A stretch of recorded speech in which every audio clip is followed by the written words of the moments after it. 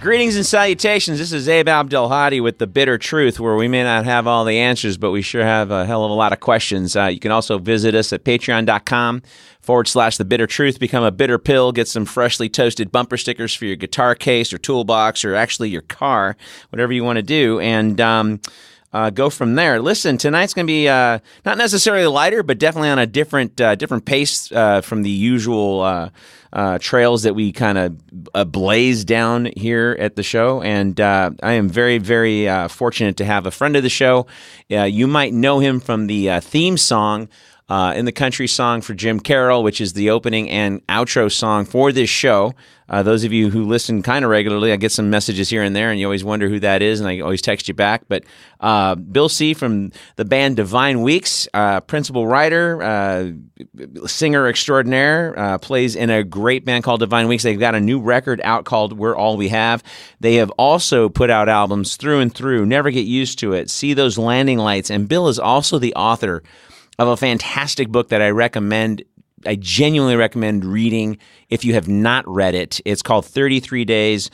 It's a diary, or if you will, of their tour in the 80s, and it's a fantastic book. It's the Almost Famous, but it really happened. And it's just a phenomenal book. It's heartfelt, and it's more than just a band on the road. There's just personal stories. If you've ever been a human being or know human beings, then this book should really go hit you in the gut. I've read it twice myself. Bill, are you there? I'm here and happy to be here, Abe. Thanks for having me back. Hey, new album came out last month. I've been listening to it. I'm excited about it, but definitely want to talk about the band and what's up, what's going on, future, and also just other stuff, man. Every time we have a chat or I see your posts on Facebook, they're always insightful. You're a heartfelt guy, and I've known you for a while now, and I've always respected you, and I'm just really glad you came back on the show, man. I'm very glad to be here, and I am indeed a fan of the show, and I have the bumper sticker on my car to prove it. I saw that, and I wept. I got all teary. I seriously, I was like, oh my God, that's really nice. Well, hey man, listen, let's bring some folks up to speed. I mean, there obviously you got fans. There's the last record did pretty well, and obviously people know who you are. But I want more people to kind of know who you are. And so why don't we kind of get into let's get into kind of the not from when you were born in a log cabin, but just kind of the beginning of the band, like how you and Raj got started, and kind of up until the present day.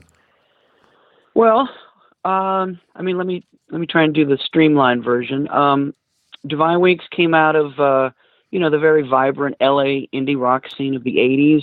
Our contemporaries were bands like Jane's Addiction and Firehose, Thelonious Monster, House of Freaks, not Motley Crue and that, Guns N' Roses, that was on the other side of the Sunset Strip. We were what they called the alternative before they called it the alternative. That's right. And so, I started the band with two of my friends from high school, guy called George, guy called Raj. We were just losers in high school. All we had was each other and our music. And, we stumbled along for a spell, and then we found our drummer, Dave, who, it was like one of those moments where, you find a great drummer and you're like, okay, anything feels possible now, you stop with the self-deprecating humor, and right away, we just sort of felt like, okay, we're as good as any band in town, so let's do this. And, I guess you could say our first break was, the Dream Syndicate. Steve Wynn came to a show of ours at the Music Machine, and said he wanted to sign us to his Down There label. We put that record out called Through and Through. You mentioned the Jim Carroll song in the country. That was our first video. Kind of got some play on MTV. We went on the road in a little van. Inspired by the big DIY, get in the van credo, pioneered by, the SST bands like Black Flag and Minutemen and Husker Du and these guys. And, we adopted their aesthetic, success doesn't come to you, you go to it. Forget major labels, put out your own, records, book your own tours, don't stay in hotels, beg from the stage for a floor to sleep on, stuff like that. And, from that point, later we got signed to, kind of a bigger label called First Warning, which was a subsidiary of BMG, did that Never Get Used to It record, came out the same day as Nirvana, and kind of have a funny story about that. Our label manager, this guy called Doug Schomer, he calls his friend John Silva, who was managing Nirvana, and he goes, John, what do you got coming out? He says, I got this Nirvana record coming out. What do you got? Oh, we got the Divine Weeks record coming out that same day. We're going to kick your ass. And John says to him, dude, I'm so sorry. And with all due respect, you have no idea what's coming. And of course, Nirvana blew up and we didn't. Yeah. We've been, so anyway, some years went by, I put out my book, and, there was a little healing between Raj and I, did the, See Those Landing Lights. And now we've got this new record called, We're All We Have. So that's the Divine Week story in, a minute and a half. But you had the best of both. But you kind of had the best of both worlds because, it wasn't like Steve Wynn's label was this major, massive label, but it had that had cachet. I remember when you all got signed to that. When you got signed to those guys, I was like, that's pretty cool. I mean, we had. I was playing in a band at the same time as you guys, and we were getting these concrete guys that were trying to make art a meaningful part of their lives, kind of a thing. And they for those needing a footnote, Mayan Tango was the name of the band. Oh, thank you very much. Had to get it out there, my friend. Mayan Tango was the name of the band. Play with you guys a couple times. Yeah, we did. We had some great shows, and it was a good time. I mean, but it just seemed to me like you had the best of both worlds. Where obviously Wynn's label wasn't a major, but. Right. But you had support, and it wasn't like you couldn't get airplay because it was Steve Wynn and the Dream Syndicate, right?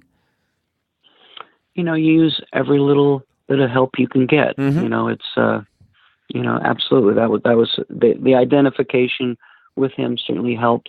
It's funny, a story I don't think I've ever told. We to make that first record, we had a little deal with this guy in the Lass called Vitas Monterey. Mm-hmm. And he was building a home studio. And so he said, you can record your record at my place if you help me build the studio. And so we started doing that. And then we got signed to down there. And, we had a deadline, but he wasn't finished with the studio. Now, at the time, Steve was dating Johnette Napolitano, who was in Concrete Blonde. But they weren't Concrete Blonde yet. They were in a band called Dream 6, and no one would ever go see them. But they got signed to IRS. Right. And I said to Johnette, who I knew, I said, come down and sing on this song called Bitterness. And she did, and she sounded amazing. But she was a no one. But then they made their record, and they were about to leave, and we were frantically trying to finish the studio off so we could get her on tape to sing on the song Bitterness. And to this day, I'm like, if we could have just got her on, we could have seen, looked like we had discovered her. Yeah. But the studio didn't get finished, and she went off on tour and became huge. And so it was another one of those classic LA just miss moments. Just miss, yeah, man. No, just miss. Well, and then that's things like I was kind of thinking about stuff this afternoon and kind of go down memory lane. Like when I was in Mayan Tango, we played some great fucking shows, and the one thing I really regret about that time, and maybe I think you're probably better about this than I am. Like I just didn't live in the moment. Do you know what I mean? Like I wish that I just enjoyed the gigs more, enjoyed the practices more. Those guys were my friends, and I still talk to them to this day. I mean, they're good guys, but at the time, this is like this careerist kind of thing that I remember we got a show at the Second Coming, and we were friends with Mary's Danish because we were playing with them a lot and they were playing with us a lot, and then they got signed. Right. And then in reciprocity, generosity, because Corey ran that Amnesty International thing for a while and he got them some shows. Mm-hmm. They started getting us some good shows, and so they got us an opening gig at Second Coming, and they had just got signed to John Landau's label, Bruce Springsteen's manager. Mm-hmm. And so Springsteen and John Landau are at the Second Coming, and they're like 3 tables away from us. And I'm sitting there going, I should have been like going, fuck, we're playing for Bruce Springsteen. Like he's sitting right there. And he didn't get up to get a drink or go to the bathroom. He sat there the whole time, nodding and bobbing and just like, and I was like, I'm like, fuck. Yeah. And now looking back on it, I was like, why didn't I enjoy this more? Why in my head I'm like, oh, we got to figure out a way to talk to John Landau, and maybe Gretchen can help us out. And blah, blah, blah, blah, blah. I just didn't have that in the moment zen that it seemed to me like you guys did. I mean, yes and no, because I think, when you're 21 and, just working off of sort of blind stupidity and ambition, you just assume you're always ascending. There's never, there's never a time where you're going to backstep. You work so hard, you keep moving forward. It never stops. And I think that's what happened. Like at the end of my book, if you recall, it ends at the first show we play back in town after this tour. Right. And it's kind of a big show. Right. But I chose to end it there because, I chose the end of the book there because it kind of symbolized, okay, we're somebody now. Not much, but we're somebody now. And you have to recognize that moment. Right. And you have to, you have to give yourself that. You have to understand that you just reached a goal. Right. Because, like at the end of the book, I am basically finding this little list of 10 things I wrote out when we were literally nothing. And at the time, like it seemed like the wildest idea in the world just to be played on the college radio station in town, or just to get a mention in the alternative newspaper in town at LA Weekly, or just to get a gig at the big club in town, Club Lingerie, just to do it. Yeah. But when you get it, so often you don't understand that you needed to stop and go, shit, we did it. We did one thing. That's awesome. Yep. And then, so what I'm saying is like, I think there's a tendency just like you don't ever understand, how far you've come, because you kind of don't want to allow yourself to acknowledge it, because there's always something more.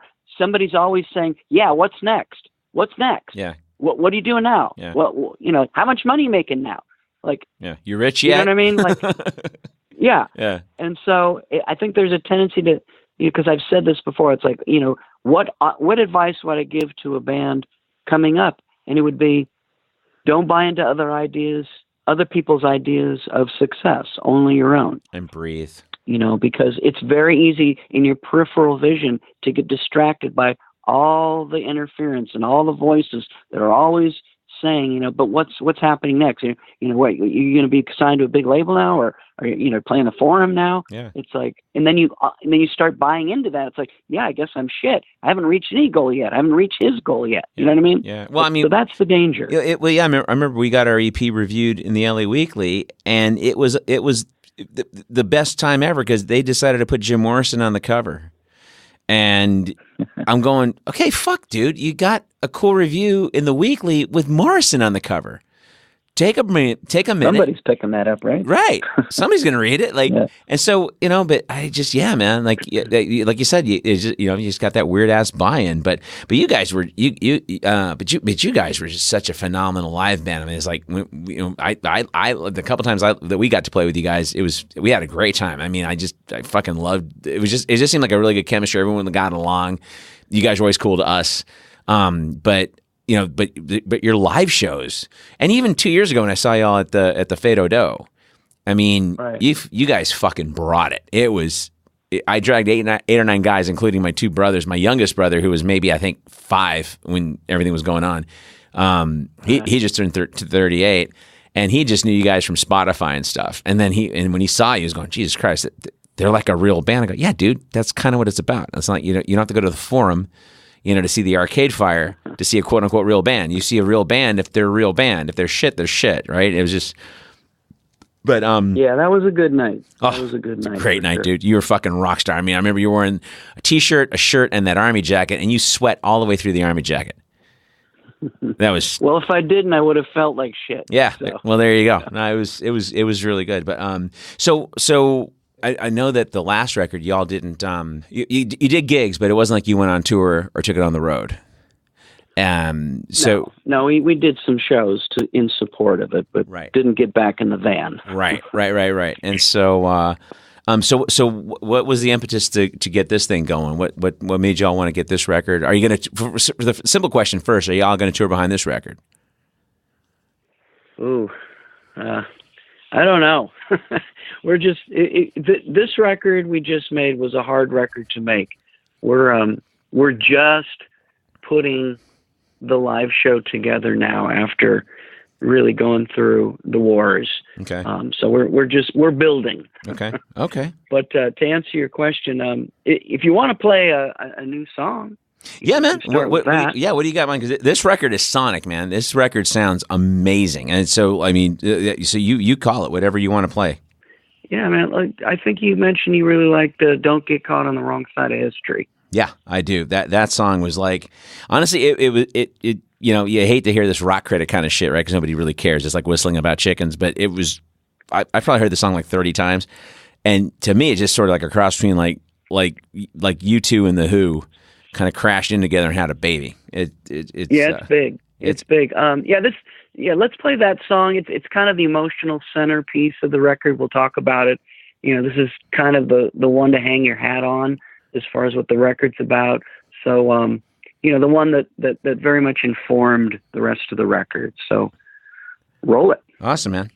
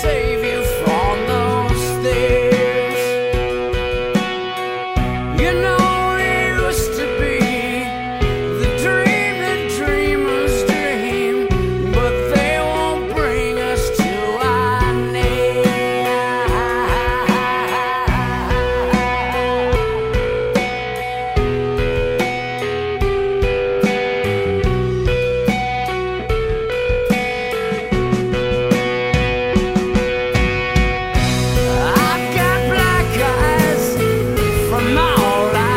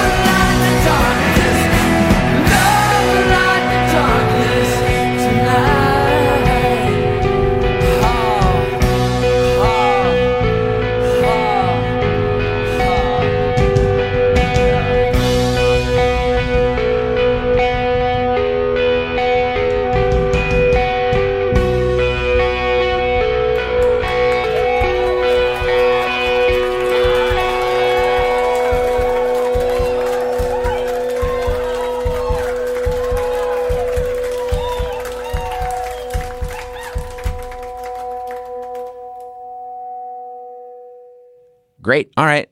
Yeah, man, dude. That's a big ass song. That is a big ass song. Are you going to do like a 15-minute live version? Yeah, I think it's going to be even more intense live, to tell you the truth. We're definitely going to put our shoulders into that one. Yeah, because you can jam that out forever. That's one of those riffs where it just grooves and grooves and grooves, and you could just dump all kinds of other songs that you feel like you just let the spirit lead on that one. But to sort of backtrack before we played the tune, you were asking me, the impetus, and there wasn't supposed to be any more Divine Weeks after the last record, See Those Landing Lights, a couple of years ago, and after the shows we did in support. And but I guess you could say we felt a calling, after things started to go kind of sideways with Trump hijacking the country. And I want to emphasize, that we're all we have. That this is not a political record. I don't write about politics.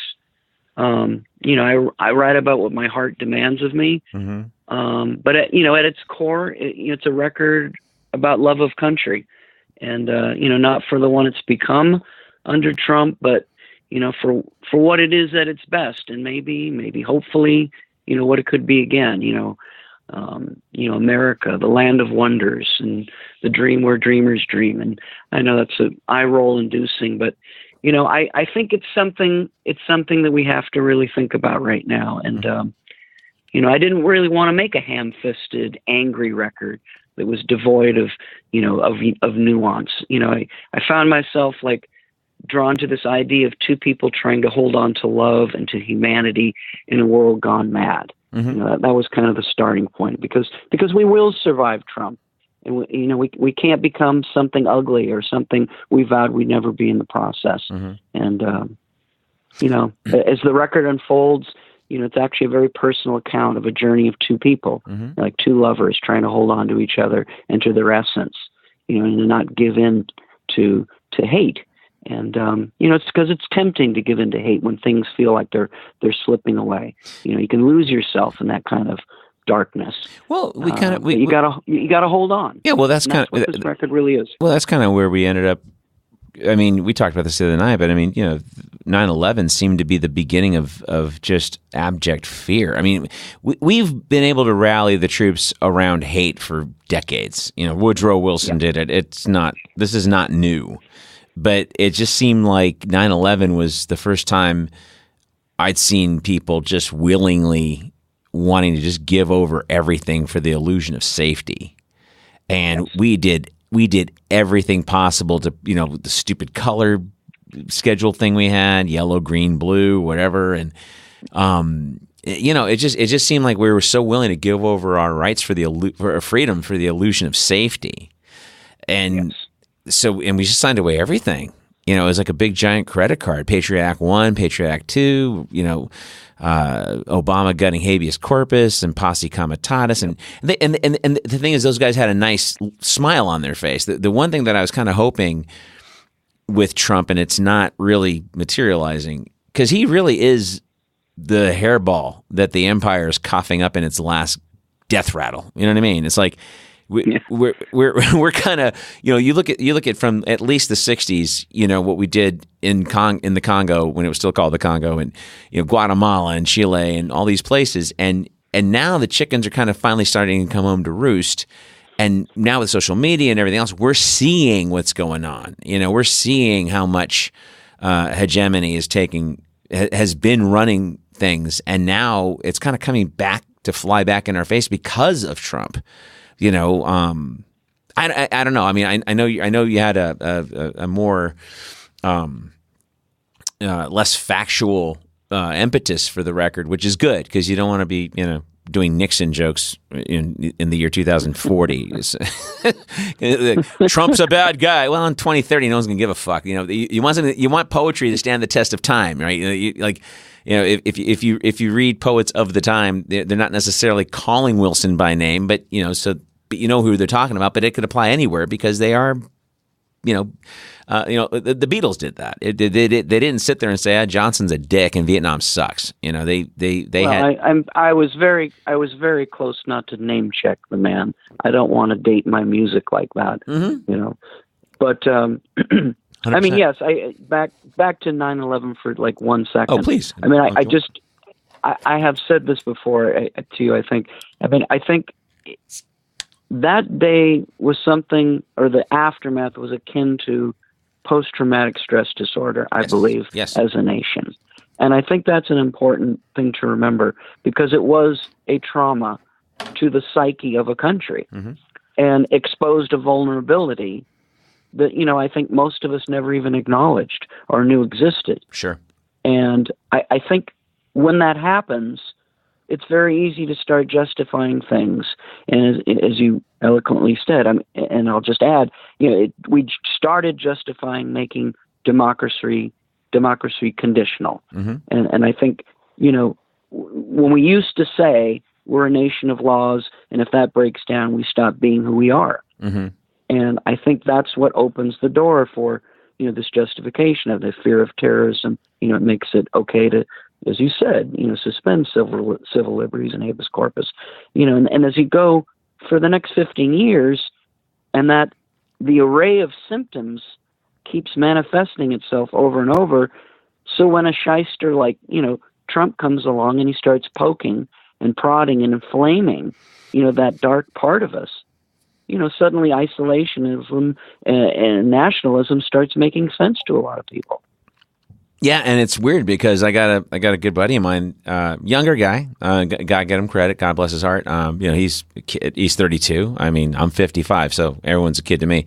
But and he's a little conservative, but he's not stupid. And so we got in this debate over beers one night. Well, what's wrong with the word nationalism? And I'm like, I don't know. What's wrong with the word cunt? It's got a meaning, doesn't it? If you say you're a nationalist, you are putting yourself in a category, not unlike right-wing fascists throughout history. That's the first thing they do, is co-opt the country. And having a nationalist point of view is so naive. You can't paint the picture of the country to make it all uniform and awesome. One man's good old days is another man's, escaping a lynching, right? So how do we sit there and say, well, we're going to make this country what it once was? Which part are you talking about? Well, that is the tricky part. But for me though, again, back to 9/11. To me, there's two types of people that emerge from that event.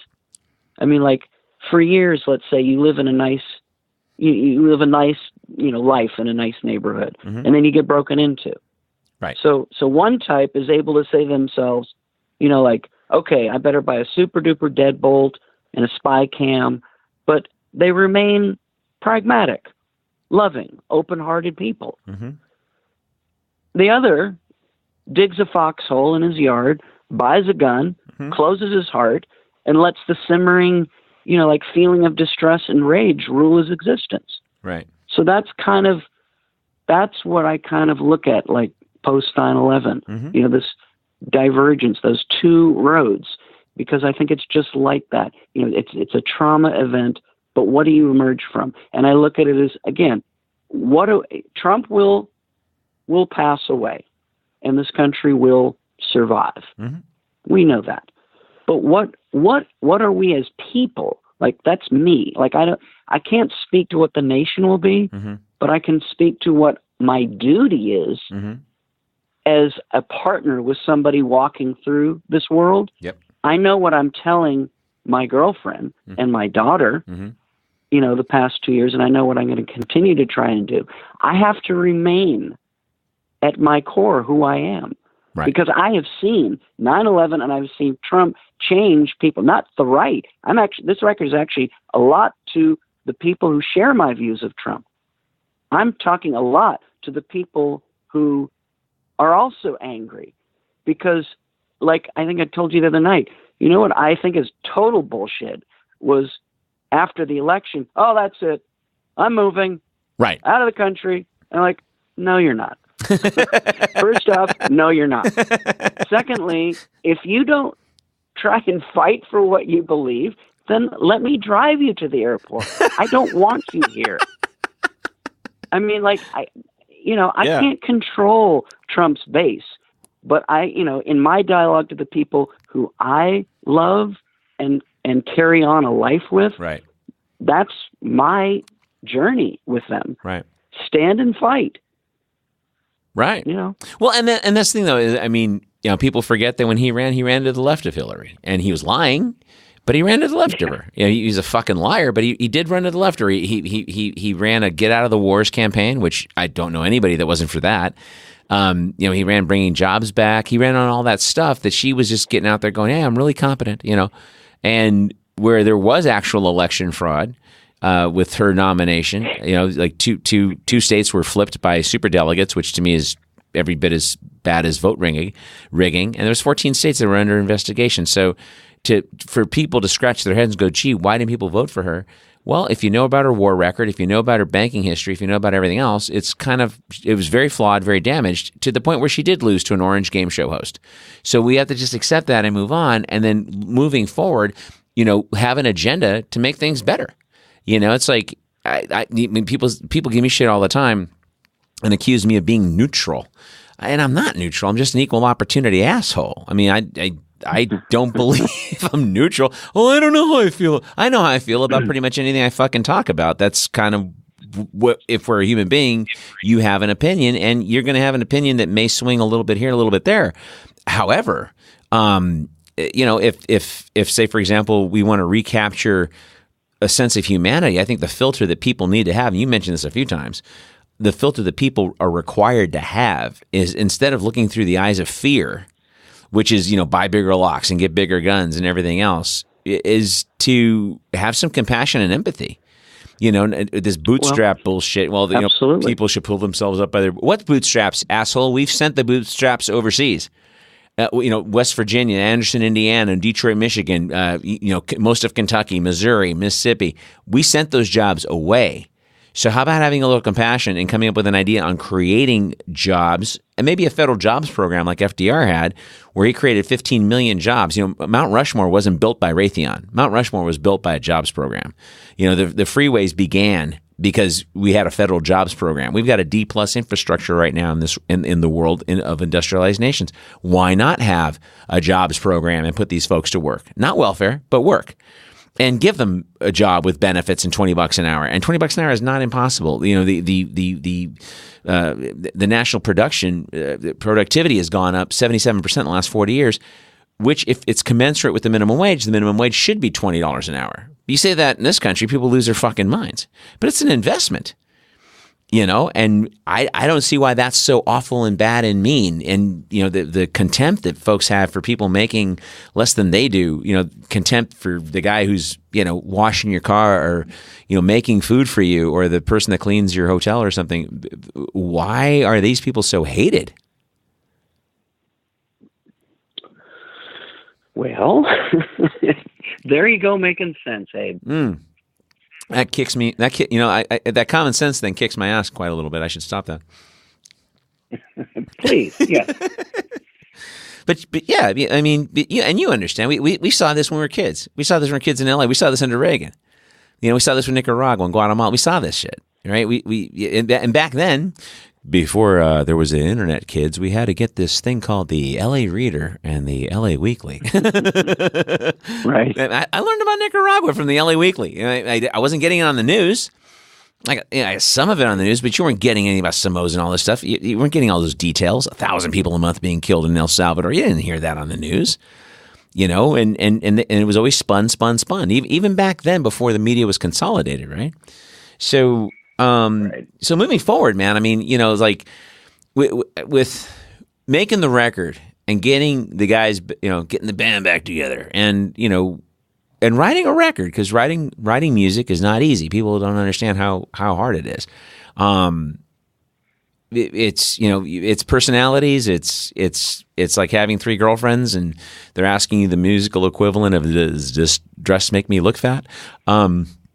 how do you like how did you guys get it back together and start really crafting a record? Because I think I read something on Facebook. Yeah, you guys did this in 200 hours.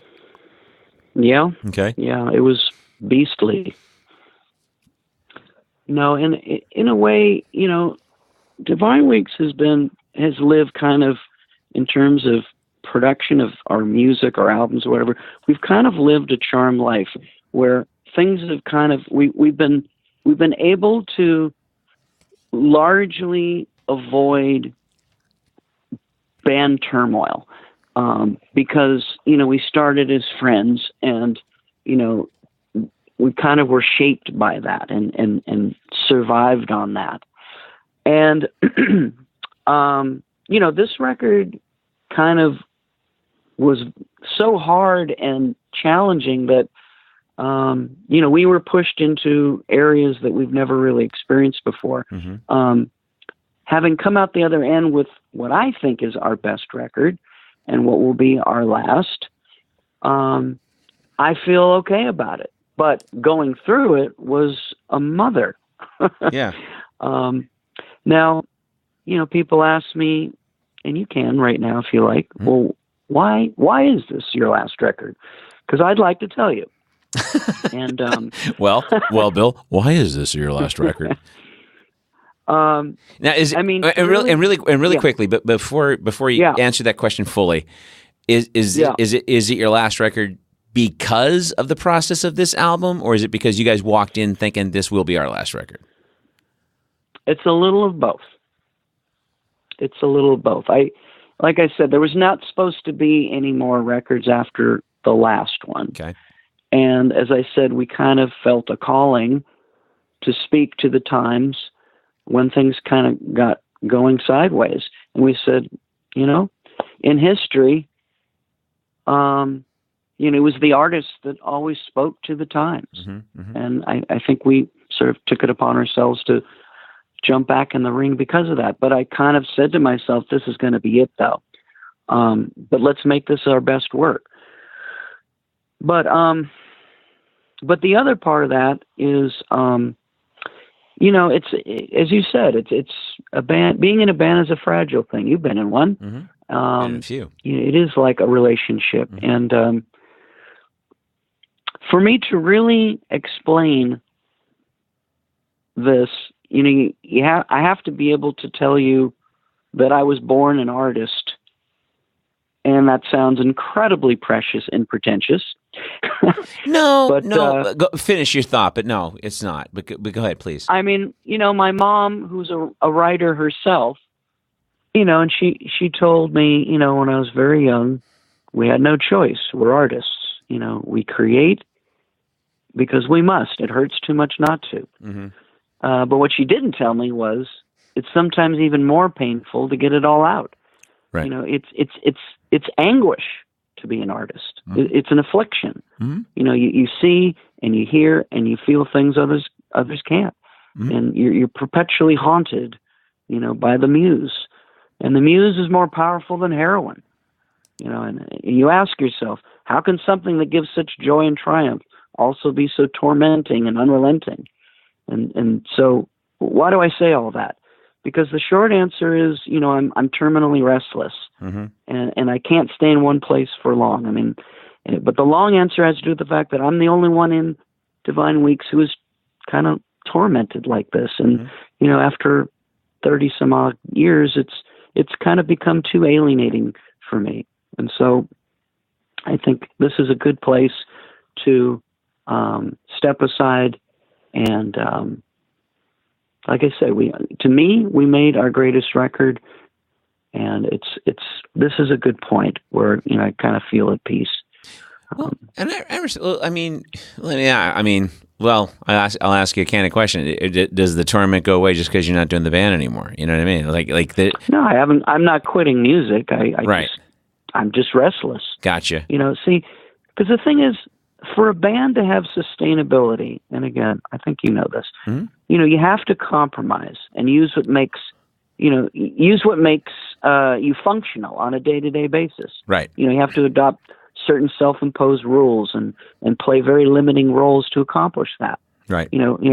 I love my band and I treasure the friendships in it. But like I said, even after 30 some odd years, I know there's no way they'll ever really understand what I'm carrying around. Right. And to play my part in Divine Weeks, I have to round off a lot of the crazier, rough edges of myself, maybe except for on stage. Sure. And, I don't like having to do that. Right. We get a little older and I don't want to do that anymore. No, I get you. Listen, I mean, but to speak to your point earlier when you said, you thought it sounded precious to say you're born an artist. I mean, I think people are born, and when you're little, right? I mean, I didn't have any huge, deep experience. Neither one of my parents are artistic per se. My mom comes from a musical family, so she passed that on to me and my one brother. He was in a couple of bands and before he got into med school and stuff, and one of them I thought was going to really do something. But I remember being like 4 or 5 years old, seeing the Monkees on TV, and I was like, I want to do that. That looks like a cool job, Yeah. And then just sort of the personality tailored itself to being an artist. You know what I mean? And I've been in a couple of different endeavors. I did comedy for almost a decade. Put out a novel. Right. Played in a few bands. Tried to pull the Foo Fighters thing in the mid '90s with my own deal. Got some songs on some TV shows, and that was about the end of it. And then just kind of, that muse kind of burned itself out by the time I was in my late 30s. I'm like, I can't think I'm done. But there was always going to be something else that was going to rear its head. So it's like, that's why I asked you that question earlier, are you going to really be done? Because to a limited degree, this show, this podcast is a way to get a lot of that out. I'm in a different space in my life now. I don't necessarily want to play rock and roll anymore or write originals and go through that process, because it is a process. People don't understand the grinding out it takes to make a song. And but to speak back to your point, I don't think it's precious. People either know or they don't. And I've had relationships where, there's those pits or whatever, and I kind of had my typical asshole response. I'm like, well, this is what you get. This is the bull and the horns. You want all the bells and whistles, the whatever. And I'm funny, blah blah blah. But it's not so funny when we're having a discussion that's not going your way. It's just, this is how I do it. Well, you told me a story the other night of a friend who who you had spoken to about your time playing music, right? And he said, "Well, what do you have to show for it?"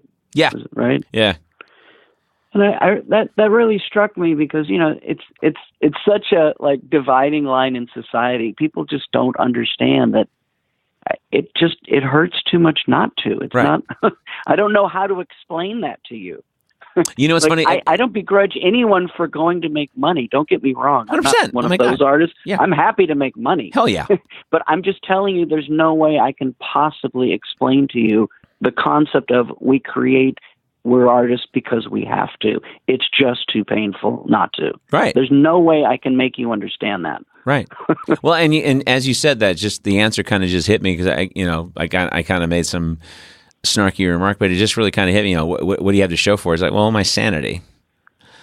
Yeah. Because exactly. I'm not sitting in a garage cutting off my ear and throwing paint all over the walls and inventing my own language. You know what I mean? It's like, because that was the age old argument. I mean, I remember back when I was in Mayan Tango. I mean, we were kind of a big sounding band, and our goal was to be big. Right. And we weren't trying to be 10,000 Maniacs. We were loud. We had a guitar player. Corey had this huge voice. I played the shit out of the drums, and the idea was to be a big, loud band. And our favorite bands were U2 and The Who, and that's kind of who we wanted to be like. And so we'd, be some party afterwards or whatever, and some of these more pretentious guys, and I say pretentious, and this is where I mean pretentious, where they're just lying about what they really want. And they're going, well, I could be contentious doing intimate club gigs the rest of my life. I go, not me. I want to communicate to as many fucking people as possible. Don't give me this compromise shit. As soon as you put the thing on plastic, when you guys made this CD, that's a level of compromise, a good compromise, because you want people to understand your message in a medium that they're used to understanding it in. You're not speaking Swahili and crucifying cats to beat poetry, right? You're making something people can understand, and that's the point of getting your message out there. So that whole pretense of, oh yeah, I would be content playing little clubs the rest of my life. No, you wouldn't. I just read an interview this afternoon with Lindsey Buckingham because the whole Fleetwood Mac thing. He's not in it anymore, Right. And Right. and he made the point. He's going to be playing. He's going to be going on tour this year too, and he's not going to be playing the halls that Right. Fleetwood Mac is playing. And that bothers him, and he was very clear about it. I kind of feel I got fucked. I kind of feel like they fired me, and it kind of sucks. And I guess I'm prickly, but I didn't mean anything by it.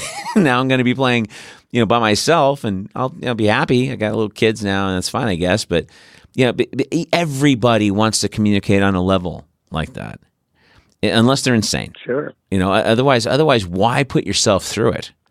And not the money. The money's a byproduct. If you make a lot of money, God bless your heart. I have nothing against anybody making money. I got nothing against Justin Bieber. I mean, good, go. I can't do it, but you can. Good for you. You make people happy. Who am I to say that, that's shit or whatever? You go do you. But, but I agree. I agree. But that's the thing is I just wanted to kind of, backtrack on that a little bit because I don't think it's precious if you know what you were born to do. My younger brother's an MD, and he knew when he was 6 he wanted to be a doctor, and he did everything to kind of be a doctor. Even though he had a sideline for a couple of years when he was playing in bands, it was sort of biding his time till he got accepted to medical school. And ironically enough, they had a little small deal up in San Francisco, and the day he found out that he got into medical school was the day he found out the label went out of business. So he goes, well, I guess I'm going to Chicago, and then, that was the end of that. Yeah. So but yeah, man. But I really respect your candor because most people try to come up with some answer that how does this sound and does it make you sound like cool or whatever. Well, I mean, like I said, I'm in character. This is who I am. I mean, I'm my music, and my music is me.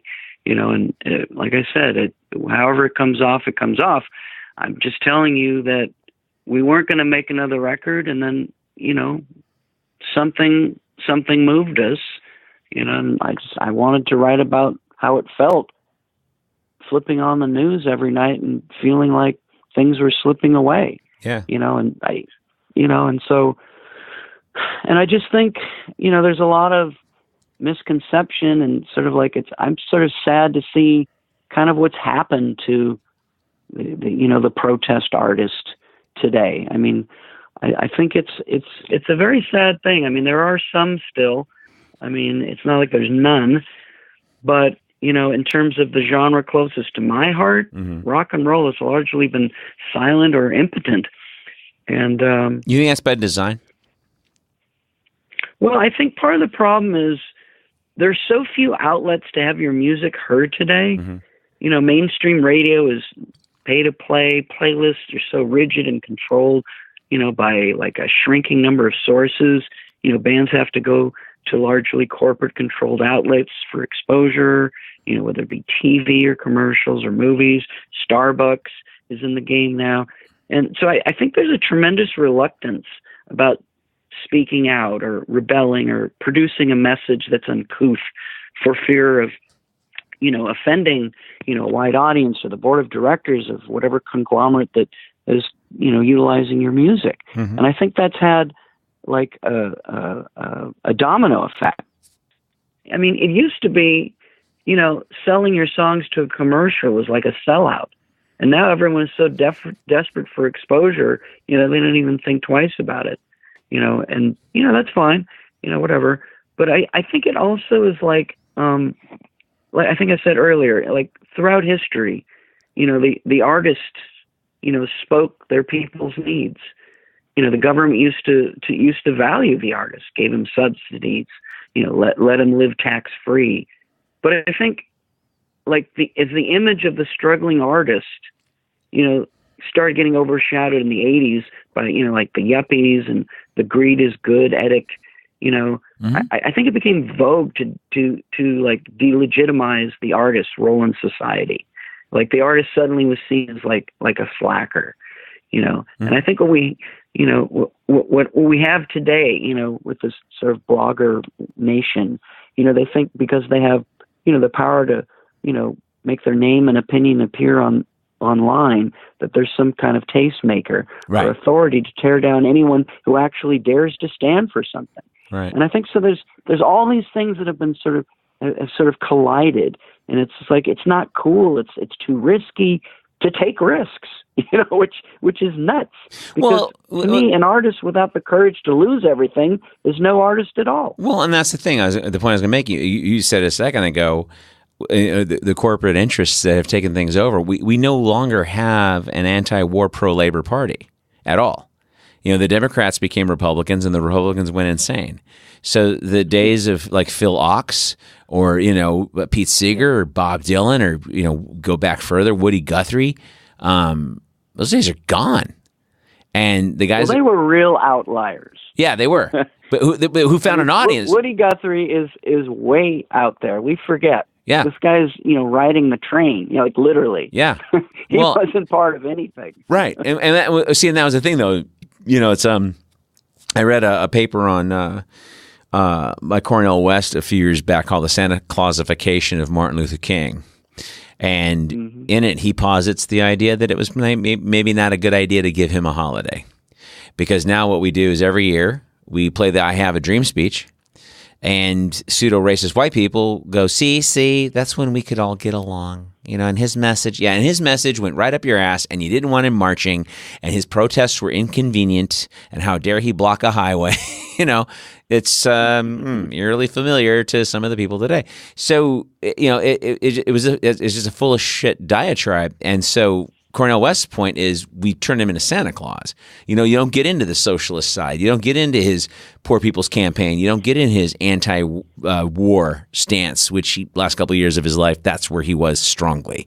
So, right. Now that we have this oligarchy, this corporate party with kind of two wings, the one wing, they're cool with abortion and gay people, and the other wing, kind of not. And then they both take money from everybody. And we're bombing the fuck out of everybody still, and you're not going to see the Democrats say don't bomb these people, and therefore, and also conversely, you're not going to have a band or an artist come out and write songs about that. Sting's song "Russians" 30 years ago, that would never come out today. Never come out today. And we got a history about everything now, and we're so fearful. This is the thing that drives me crazy, dude. Is we became such a nation of pussies. Everything scares us now. Everything scares us now. There's no more, we could handle it. Fuck it, we could get through this. Maybe I'm nostalgic and I'm thinking of a time that maybe didn't exist except for when I was 17. But it just seems like we've just become this just nation of just gigantic babies screaming to be protected. Well, we certainly love to be offended, don't we? Fucking A, we do. Oh, fuck yeah, we do. And it's a sport. It's a sport. And it's funny, kind of what's just funny, this online thing, it's just a vocation for me. I enjoy throwing chum to the sharks and watching them just freak out. It's the biggest fun I have in my day. You have the huevos for it, so I much respect, my friend. Well, because I have issues. I have deep-seated issues for which I need professional help. You said you have a girlfriend. I don't, so maybe there's that. But hey, listen, man. We got some time because I really want to spend time chatting and getting into some stuff. Is there another song you want to drop in on the record? Sure. Why don't we play The Indomitable Force of Love? Okay.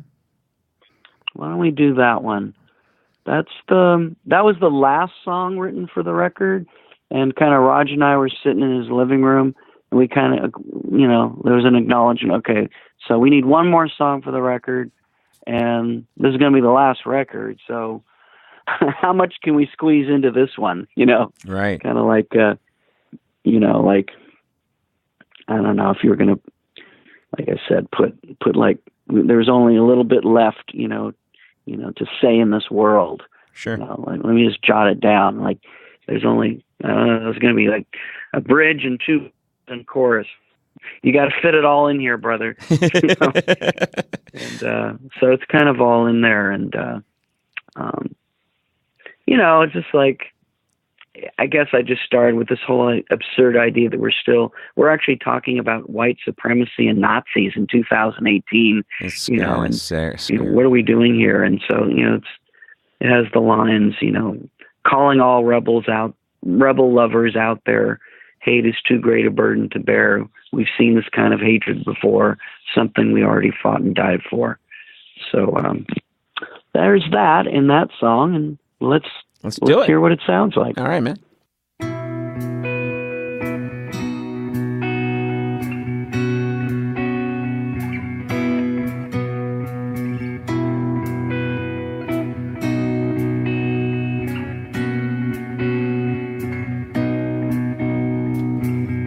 I dreamed the nightmare was over. I still had my heart on my sleeve. We were reunited with the mother of exile in my humanity. Oh, then a voice on the TV awoke me. I knew then what I had to do. Only one thing to me matters, was holding on to you. Oh, come to me, baby. Don't you worry. I won't let you go. I'm the one who got your soul.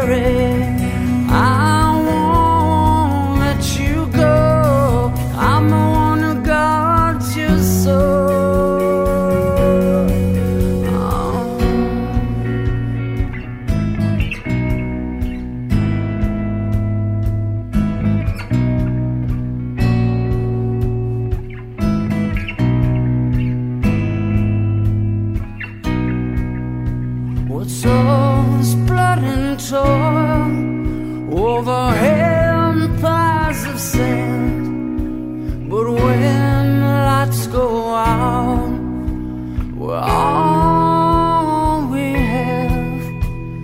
Come to me, baby. Don't you worry. I won't let you go. I'm the one who got your soul. I'm always with you, always inside you. No matter how far you roam, I'm the one who got your soul.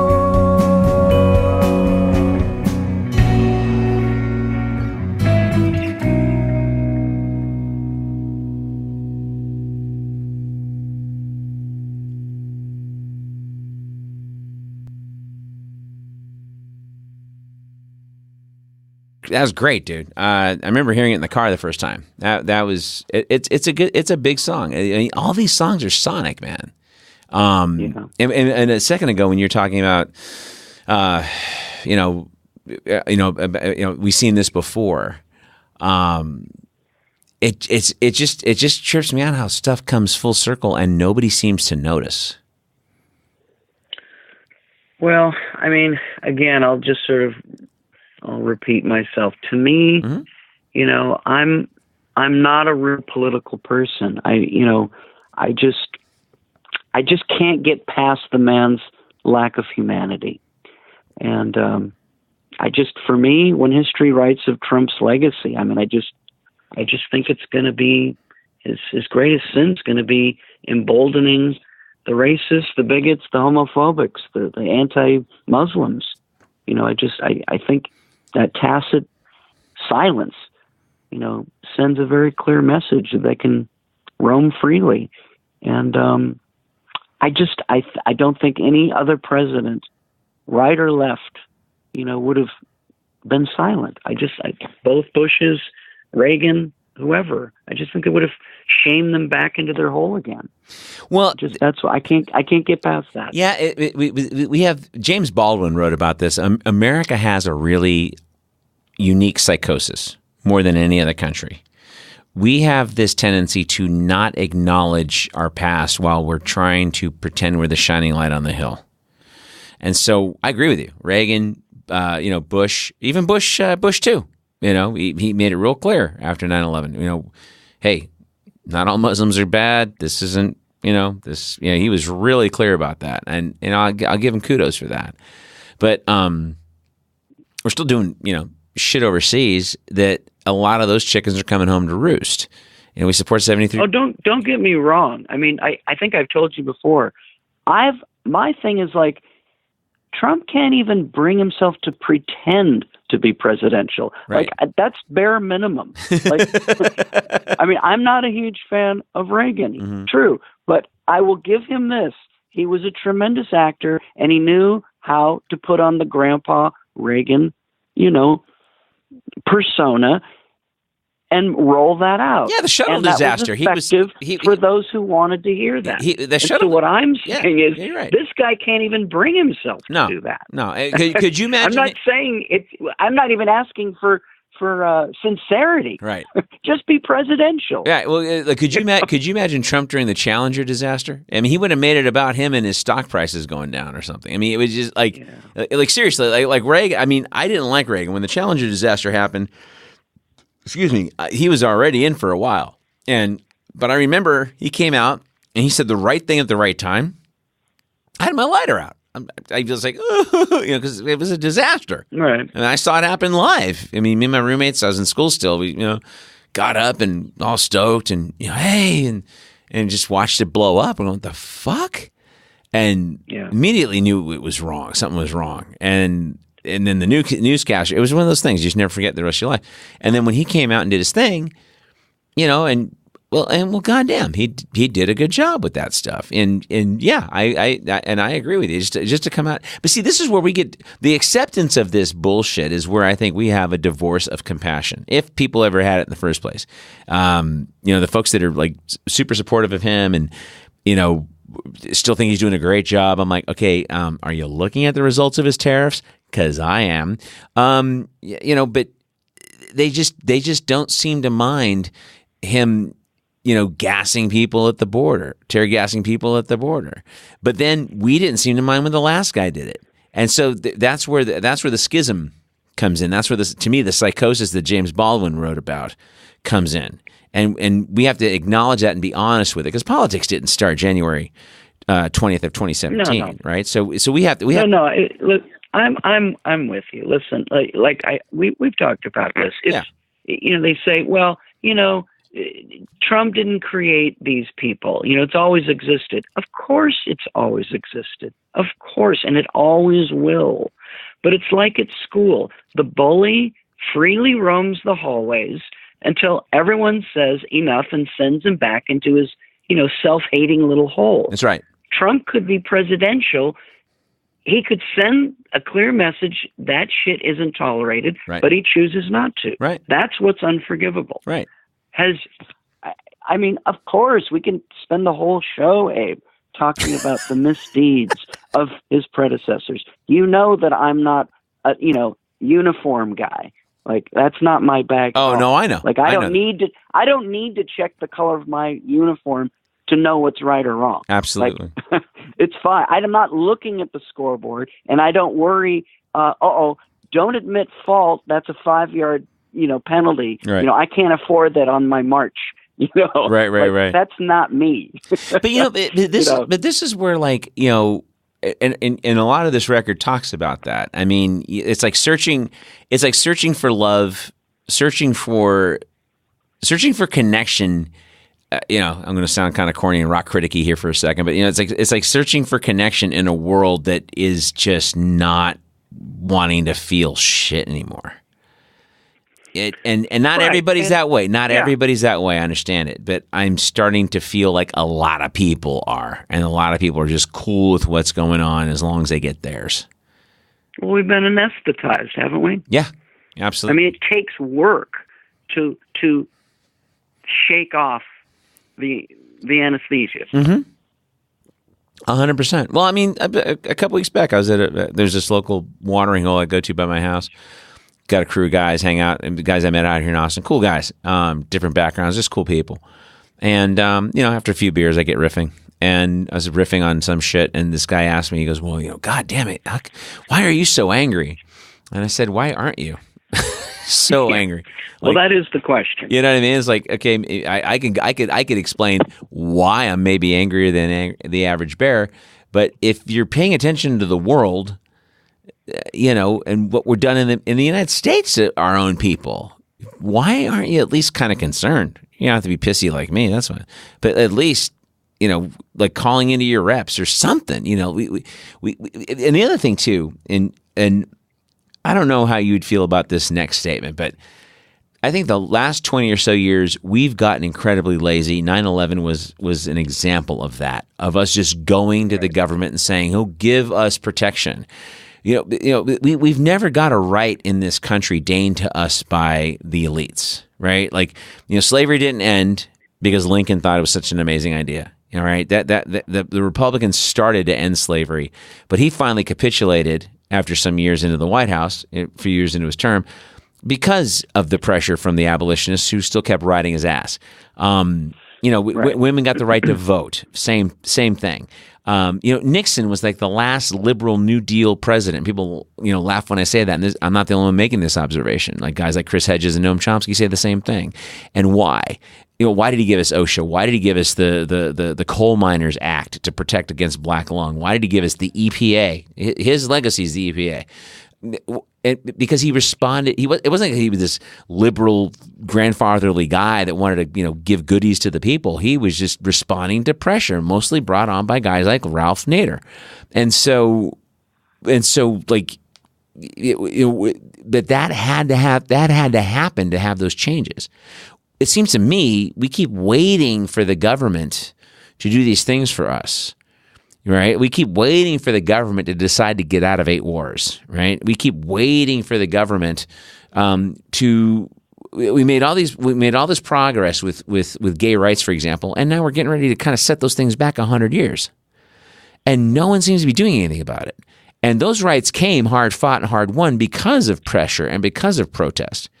And now it just seems like we're waiting for the government to do us these favors. Am I being too cynical? Well, we got to get God out of the conversation. Fuck yeah. You're goddamn right. You're goddamn right we do. Yeah. I mean, that is the most ridiculous thing. I do get, but that is the gridlock on that one. Right. Because this phony morality is just beyond me. Well, could you imagine? We're the only industrialized world where people say that shit. You like whatever your personal beliefs are in any other country. If you got up and said, "I read the Bible and I was praying and God told me I should run for prime minister," you'd be laughed out of politics like for the rest of your fucking life. Like seriously, if you got up in Parliament and said, "Jesus told me that we need to do Brexit," all right? We got a cracker here. Yeah, you'd be like, dude, you'd be out on your ass. And here we just like, Bush said he prayed about Iraq, but it would have been nice if you read up on Iraq. That would have been cool. I'd appreciate. And when did anyone ever hear about Trump giving 2 shits about God? I mean, until 2 years ago? I guess I missed it. I missed it too. I missed it too in between the bankruptcies and the infidelities and cheating fucking people. I've been following this douchebag for 30 fucking years. And I missed every Jesus reference that he may have made in the 30 years of being an absolute supremely punchable douchebag. And yet 81% of the evangelicals, higher than Mitt Romney, by the way, and higher than George W. Bush, voted for this guy.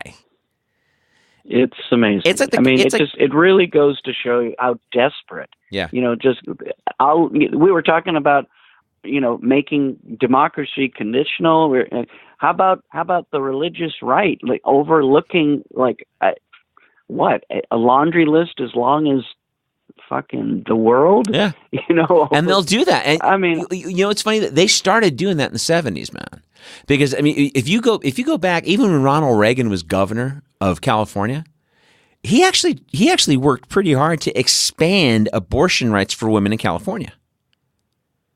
Right? It was not part of the lexicon to be anti-abortion. That was in 1976, Jerry Falwell take over the Republican Party, such that by the time Reagan ran in 80, the coup d'etat was done, and the Christian right took over. The Constantine the first motherfuckers took over, and that's actually a pretty good point. That we put a signpost in our history, because that really was like the beginning of the end. Yes. It took. That's pretty significant. It took a rational-ish, small government, party, who really didn't have an opinion on lifestyle issues. To be very, they really didn't. If any, our favorite topic. That really was the death of critical thinking. Right yes, there. yeah, bingo. In terms of funneling it through the politics. Mm-hmm. And once you've sold your soul to the religious right, it's over.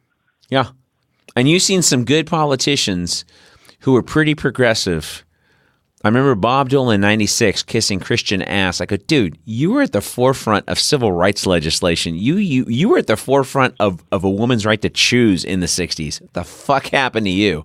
You don't even believe this shit. You actually been shot at in World War II. You're a real fucking veteran. You know what life and death is. But that's just it. And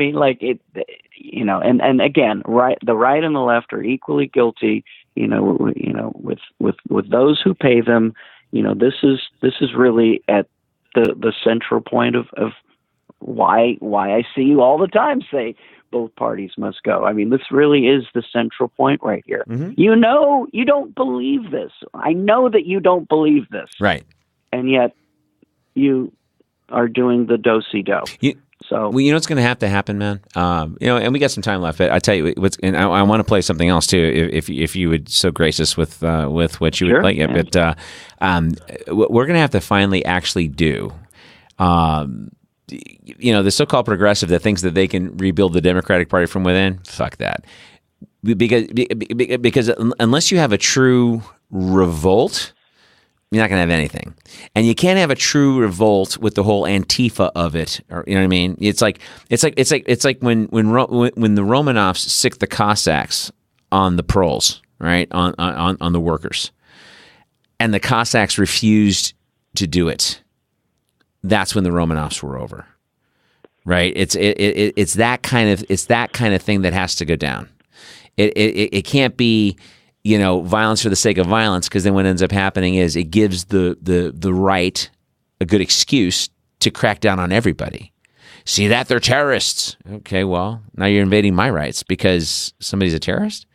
So, we're going to have to come up with something a lot more creative and actually, but it's going to have to be a revolt. It's going to have to be a real party that starts up and starts really getting out there and rattling the sabers and actually an open revolt of the current government. Declaration of Independence says as much. When the current system of government is not working, it's up to the people to pick something else. And we've been ossified for the last 240 odd years now of doing the same elections every 4 years. And now it's kind of like just a dog and pony show, like a Pavlov's dog lever to make you feel good. If voting worked, it wouldn't let us do it, as George Carlin said. So I think we. I don't know. I don't know if I'm going to live to see it or not. Do you? Here's. I had a couple of friends on the show so far. A couple of real activists. Listen. Let's just be candid. I'm a jack off employee benefits guy with a mic. But real activists who've been down to Central America and Israel and Palestine and doing some real hardcore activist shit. They've been on this show, and they got a good spirit about it. Talked to them off mic a couple of times, and they're both like, dude, you got to relax, man. You just got to have fun with it. You got to have fun poking the bear with the stick.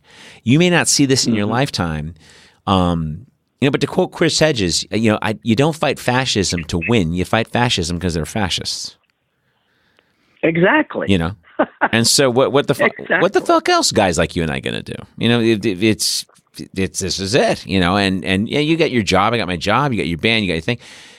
And we do our thing.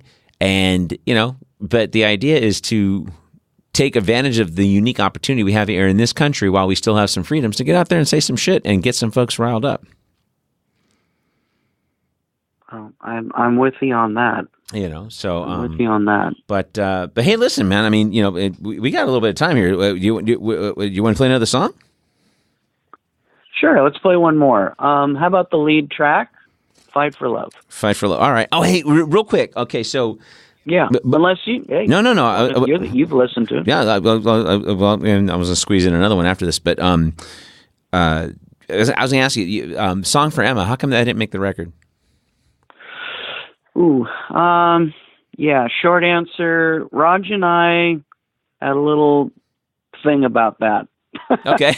It's not that he didn't love the sentiment, because Raj did, but it was just one of those things where I had to have that done quickly. Okay. I didn't want to really talk about it forever. I just wanted to, I wanted it to be an emotional response, right, and not overthink it. And it got a little too ponderous, and I said, I'll just put this out myself. Gotcha. So that's the short answer. All right. Well, listen. Here, what we'll do right now is we're gonna play "Fight for Love" off the record. We're All We Have, ladies and gentlemen. Divine Weeks and "Fight for Love."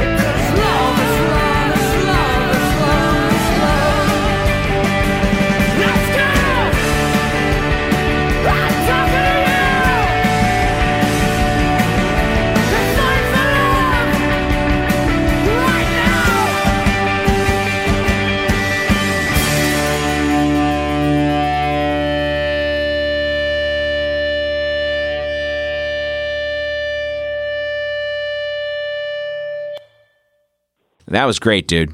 That was great. You had mentioned kind of like U2 meets The Who. That song kind of like personifies that. It's like meeting at the intersection of The Who, 1970, and the first U2 record.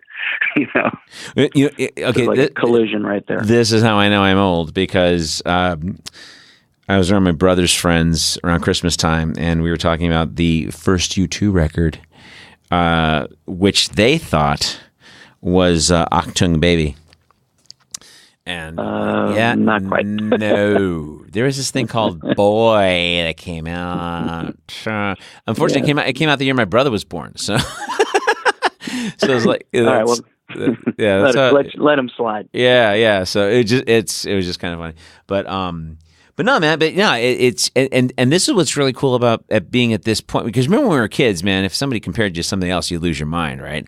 Now you're sort of embracing your influences. You're sort of going, hey, man, no, this is cool. I like this part. I like that part. I like a little bit of this. I like a little bit of that. Well, it's kind of funny because, like, in this blogger sphere world, like, it's very, very vogue to beat up U2. It's very cool because you get a lot of clicks, and Bono is what he is, and and so it's U2. It's very, very, very vogue to sort of kick them, and I don't like everything they do, but it's a band that it's sort of like when they come to town, it's like visiting an old relative. Yeah, somebody's meant something to me from the very beginning. Kind of got on that bandwagon like at the very, very start, and Well, it's like you said. I respect them. You got to testify one more time. Yeah, it's like you said. You got to testify one more time. That's your true story. I mean, and here's the thing. Like, I haven't been into the last 5-6 U2 records. Like, really into them. Like, the single's cool, right. And I'm like, okay, cool. But like, I'm sorry, dude. Boy through Achtung Baby, those albums were fucking amazing. All killer, no filler. And I mean, and like I said, when I said the first U2 record, because there's an innocence to the lyrics, there's an innocence to the music. It's a little bit rudimentary. Yeah. Other than Edge, Edge is sort of like the guy who was good, and the rest of them are trying to play catch up. And there was something very charming about that from the get go. Yeah. And I mean, Bono certainly couldn't sing for about 3 records. Yeah. but there was a spirit to it, and and that that's that whole post-punk spirit of it. They obviously loved Joy Division from the beginning. Yeah. I love that first period, that first 3 records. I think are sort of fascinating to watch that evolution. The fact that it became massive, was like, oh wow, okay, that's like what an evolution to follow. But it's fun to go back and sort of trace those first 3 steps, because the second record is like really bizarre. Like October, it's very spiritual. Yeah, it carries on musically, but lyrically, they go down that sort of Christian rabbit hole. Yeah. And then they come out the other side with War. So it's an interesting beginning that has always fascinated me. To me, I always counted the first 4 in that kind of evolution, because by the time Unforgettable Fire came out, which was such a different record, and I love that record. Love that record to this day. I still love that record. That record is that record to me is on the level of like Van Halen's Fair Warning. It's like that record that most people kind of go, huh? And then you listen to it again, you're going, ah. And that record, I think, was the one that the industry started paying attention, because they're like, oh wow, this is a big record, And then Pride in the Name of Love, which was the single that got played to death, kind of overshadowed the rest of that record, because songs like MLK, sort of Homecoming, God, those songs were just like, well, Bad is on that record, and Bad's on that record, and just like, and just these real cool, moody, long, drony, hard driving songs, and you're just like, it was almost like they kind of took some Doors lessons. You know what I mean? It was just really different from the first three. Well, of course, that's where Eno and Lenoir enter the story. Lily White split. They certainly brought to them something similar to what Eno brought to Talking Heads or Bowie. Yeah. So, well, hey man, listen. Let me do this. I'd like to play Holes. Sure. If that's cool. I love that song.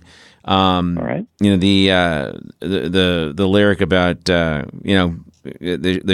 hole in your heart is the shape of me. That's just badass. I wanted to make a mixtape and send that to several chicks I went. put that on a mixtape and go, here you go, you bitch. But I didn't. Well, I mean, and let me just sort of say that, like, the first four songs on the record are kind of like a suite. Mm-hmm. That's like the outward looking at the world part. But then at that point, it gets very inward. As I said, it becomes a very personal journey. And Holes, towards the end of the record, that's really about sort of like a sublime kind of madness of loving somebody. It's just sort of like a heightened, crazed state of love. It's like a I don't know, just it's out there.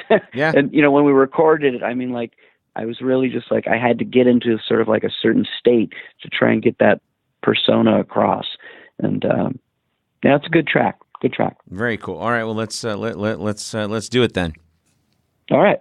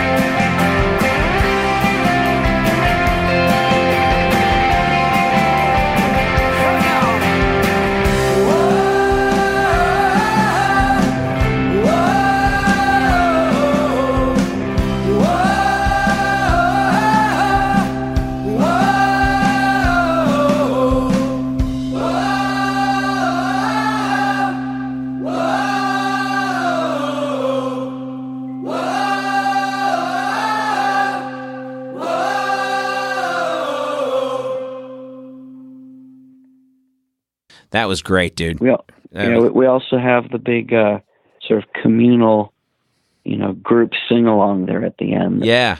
I also have that on Don't Get Caught on the Wrong Side of History. Was that live? I heard like cheering. It sounded kind of clubbish. Was that live, or you just put the cheering at the end? No. We brought in like about 20 of our close friends, and we all just set up a room mic, and just everyone was just singing from their heels. Okay. And it was awesome. That was like the best day in the studio of a very hard record to make. This was like the the sunlight of the whole record. Having everyone come down there and had them sing on about 3 of the songs. Just big group of people around one mic. It was really cool. That's very cool, man. Well, hey, we're gonna start wrapping up here, I guess. But any parting words, man? Anything you want to share with the folks before we start to close out?